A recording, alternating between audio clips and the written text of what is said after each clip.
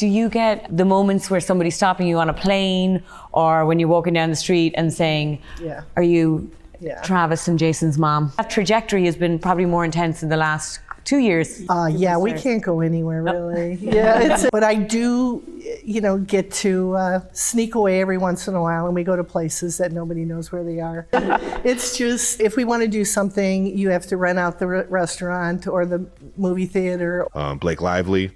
Oh, okay, nice. If you watch it, you can get it. You can get in deep.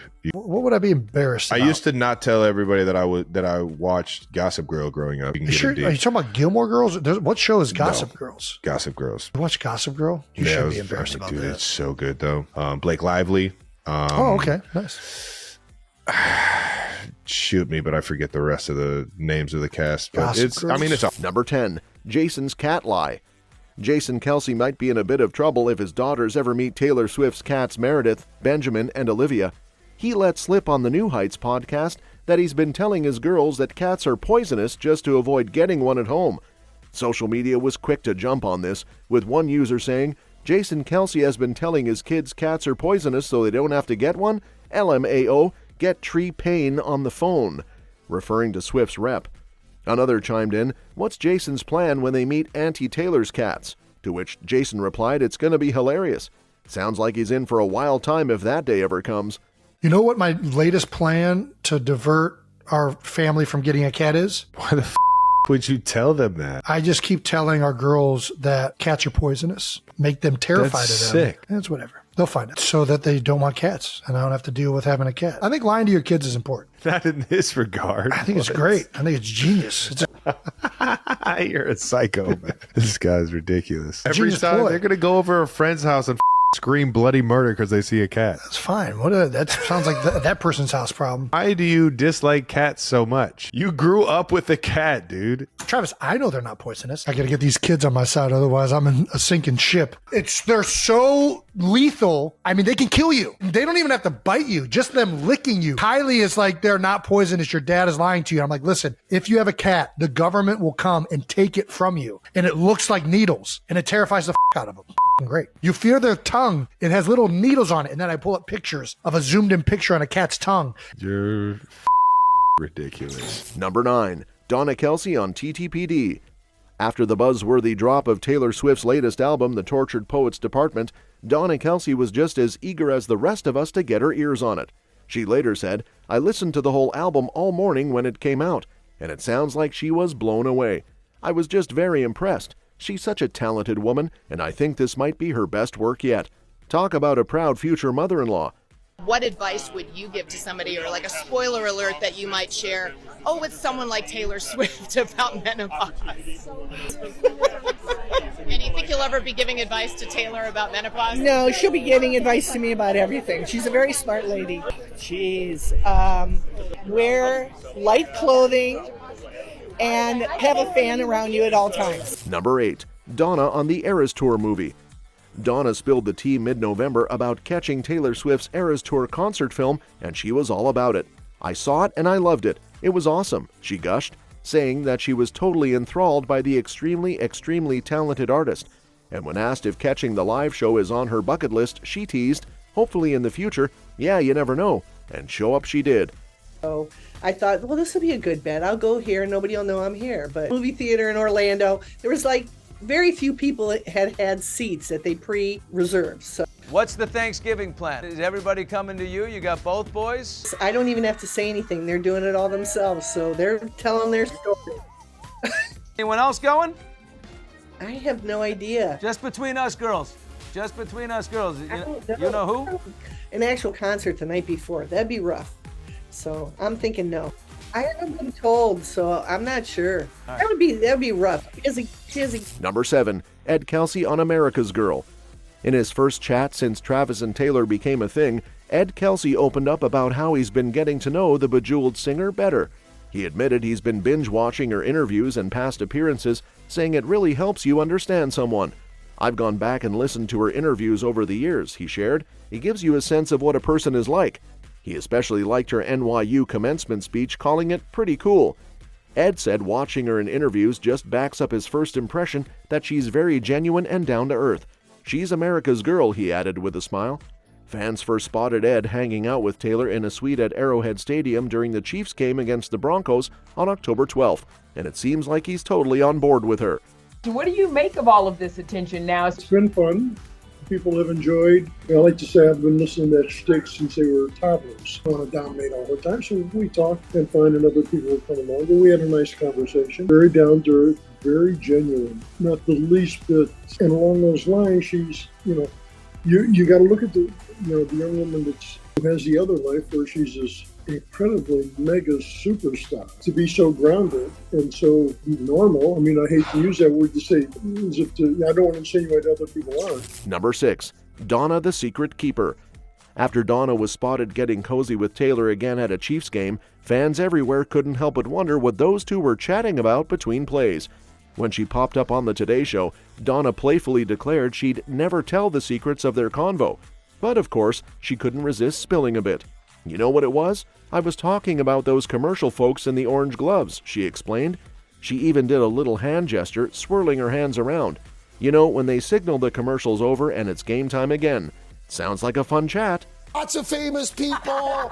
You're watching your boys. What's it been like for you so far since the Super Bowl? It's one week after another, and it's just never ending. And everybody else is looking at Taylor, and they're looking at all the celebs. What were you guys talking about in the suite? I don't know, Taylor. Like, how do you seriously? Because we're all just like looking at you like this. Yeah. Focused on them and what's happening and who's winning. And like, was she leaning over asking you about the plays that they were running? I'll never tell. You know, when the commercial people come out in the orange gloves and they're on the field, the commercial's over and they can play again. Swifties unite for Kelce.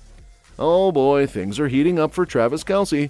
After a lackluster performance against the Atlanta Falcons, fans of Taylor are coming to the defense of their favorite tight end, following some harsh words from NFL analyst Rodney Harrison. You'd think Harrison would keep it cool, but instead he took a swing at Kelce, suggesting that his off-field commitments might be affecting his game. I mean, come on, who needs that kind of negativity? So here's the scoop. Kelce only managed 4 catches for a measly 30 yards, and fans were quick to notice that he looked downright miserable on the sidelines. With Taylor MIA for the first time this season, some insiders speculate that her absence might have cast a cloud over his game. But Kelce's fans aren't having it. One particularly fiery Swiftie took to social media, insisting that Kelce is totally dedicated to football, and any media hustle he does is handled during the offseason. They even fired back at Harrison, calling out the double standard. Imagine if he blamed his family for the performance. Others are pointing fingers at quarterback Patrick Mahomes and coach Andy Reid for not getting the ball to Kelce when he's open. It seems some fans are more than willing to deflect blame away from Kelce, highlighting how other players have been getting the limelight while he struggles. One fan even suggested that despite claims about his speed, Kelce is still managing to get open and contribute on the field. And let's not overlook Swift, who was spotted enjoying a girls' night out with Gigi Hadid in New York, completely ditching the game. While Kelce was on the field trying to score, she was enjoying life in the city. Will her absence continue to weigh on him? It's hard to say, but one thing's for sure. Swifties are rallying for their guy, and they're not about to let any analysts rain on his parade. On a Sunday afternoon, and any other time that's applicable, that ain't supposed to happen yesterday. We saw more Taylor Swift than we saw Travis Kelce yesterday. We supposed to see more Travis Kelce yesterday than we saw her. That's not happening. It's time. Football season is here. Honeymoon's over. Let's handle our business, okay? You got to get it going, bro. You got 39 receiving yards in the first 2 games. Come on now. We got a situation, Xavier Worthy. Everybody's raving about him, all right? Said he's fast or what have you, but what's he going to do? We'll find out. And what happens? 2 catches for 17 yards. What did the Bengals? I forgot the dude that called him out, but he was like, I'm not worried about this, brother. 2 catches for 17 yards, okay? Rasheed Rice had 5 catches for 75 yards, so that's good. Yeah. You're not supposed to win that game when something like that happens for you on the offensive side of the ball. You look at a Travis Kelce, you look at Xavier Worthy, you're talking about 3 receptions for 22 yards. It's got to give, make no mistake about that. But in the end, you know what? Cincinnati did play better. By the way, Patrick Mahomes, the Michael Jordan of this sport, got his 17th in QBR over the first 2 games of the season, and that got stolen from them. So I don't blame him for being very, very frustrated, especially since now. I like what you said because I liken it to load management. From average 5 catches a game, 57 receiving yards per game, 0. The only thing, Shady, that I think we aren't thinking about is that, so he has 39 yards through 2 games this year. He had a 41-yarder called back because of holding on Kingsley, 90 yards receiving, and 3 touchdowns. All right, so they're saving him for this. And so in my opinion, it is the same.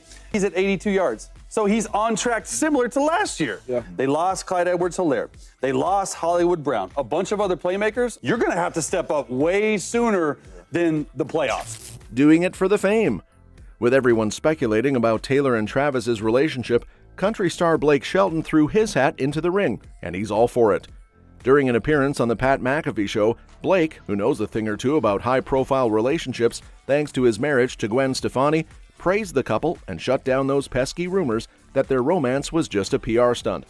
Shelton hilariously clapped back at the idea that celebrities would date just for promotion, saying sarcastically, "Yeah, because it makes perfect sense to marry someone to promote your career." He knows the drill, having faced similar scrutiny when he and Gwen first got together. No, but that's the world you live in whenever you guys are superstars and you date or try to find a relationship with another superstar. I thought from the beginning, though, the personality traits seem to be a good match. I think Travis Kelce's cool with that. I think he is very, very cool with that. And so Taylor Swift, I assume she had to deal with a lot of dudes that weren't necessarily happy to be in the shadow. And then for Taylor, she's been looking for seemingly like, you know, like a man. He's a funny guy. You know, he walks into the room and he's a standout no matter where he is or what he's doing. He's just got this big personality. I love that the Kelce brothers are showcasing football to a brand new people. They're the perfect people. You believe in Taylor and Travis? I do, man. Now that Taylor and Travis have been dating for over a year, Shelton seems convinced it's the real deal. Blake isn't the only one with good vibes about the couple. Pat McAfee echoed that their personalities just work, pointing out that Travis, unlike some of Taylor's past boyfriends, is totally cool with not always being in the spotlight. McAfee even joked that Kelce, being a tight end and not a quarterback, is fine walking a few steps behind Patrick Mahomes, just like he is with Taylor. But let's be real, Kelce's charisma and larger-than-life presence mean he's never actually in the shadows. As for Taylor, she's totally embraced Travis's world of football. Rumor has it she's so into it she's even drawing up plays for the Chiefs. McAfee asked Shelton whether he believed in Kelce and Swift's relationship, and the answer was a phrase that many fans hope Tavis will say to each other soon. With these two constantly showing each other love, like Taylor's shout-out to Travis at the VMAs, Blake Shelton might be onto something when he says, "I do." I think they're going to get married. Let's talk about it. You think they're going to get married? Travis Kelce, tight end, not a quarterback. He's okay with being like, you know, behind Patrick Mahomes. Taylor Swift is global icon that she is. So I think a lot of people thought it was fake. You know, Travis is like GOAT right now on greatest dynasty that could potentially be in the history of the show, and then try to promote your career. That's all for this video, folks. We'll see you next time.